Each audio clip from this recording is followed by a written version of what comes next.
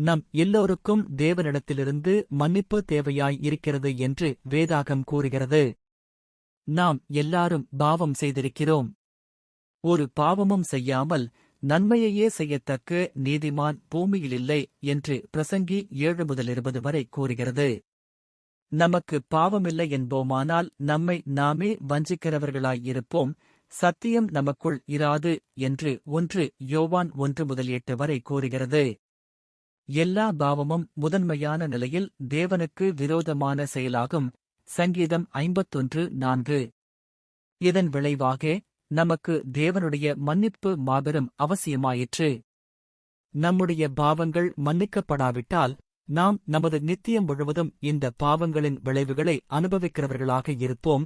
மத்தேயு 25:46, யோவான் 3:36.